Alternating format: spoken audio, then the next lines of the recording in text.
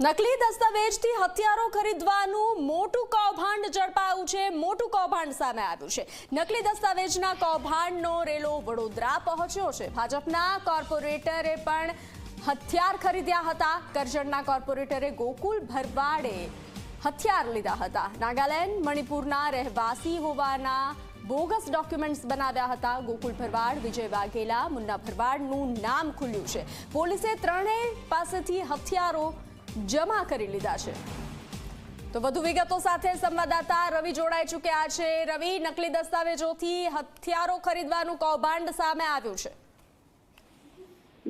બિલકુલ બંસી, વાત કરવામાં આવે તો વડોદરા શહેરના જે બીજેપીના અગ્રણીઓ છે તેમના દ્વારા બોગસ ડોક્યુમેન્ટ્સના આધારે હથિયાર પરવાનો મેળવવાનું કૌભાંડ જે છે તે પ્રકાશમાં આવ્યું છે। એટીએસની તપાસમાં જે રેલો છે તે વડોદરા સુધી પહોંચ્યો છે, જેમાં કરજણ ભાજપના કાઉન્સિલર ગોકુલ ભરવાડ સહિત 4 લોકોએ બોગસ ડોક્યુમેન્ટના આધારે હથિયાર ખરીદ્યા હોવાનું તપાસમાં સામે આવ્યું છે। જેમાં નાગાલેન્ડ મણિપુરના રહીશ હોવાના બોગસ ડોક્યુમેન્ટ ઉભા કરી હથિયાર પરવાના મેળવ્યા હોવાનું તપાસમાં સામે આવ્યું છે। ગોકુલ ભરવાડ, વિજય વાઘેલા, મુન્નો ભરવાડ, ભરત ભરવાડના નામ ખુલ્યા છે, જેમાં પોલીસે 3 ને બોલાવીને હથિયાર જમા લઈ લીધા છે। જ્યારે મુન્નો ભરવાડ અગાઉથી જ જેલમાં છે।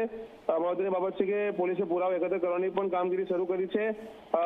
જે વિજય વાઘેલા છે તે પણ મંજુસર ભાજપનો અગ્રણી છે, એટલે ક્યાંક કહી શકાય કે ભાજપના નેતાઓએ જ બોગસ ડોક્યુમેન્ટ ઉભા કર્યા અને હથિયાર પરવાના મેળવ્યા છે।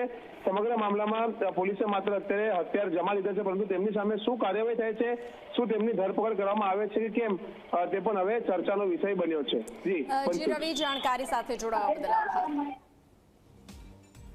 તો પોલીસે ત્રણેય પાસેથી હથિયાર જમા કરી લીધા છે। પોલીસે હથિયાર જમા કરી વધુ તપાસ હાથ ધરી છે। તો આ મોટું કૌભાંડ ઝડપાયું છે। હથિયાર, નકલી દસ્તાવેજ બનાવી હથિયાર ખરીદવાનું આ મોટું કૌભાંડ સામે આવ્યું છે, જેનો રેલો વડોદરા સુધી પહોંચ્યા છે।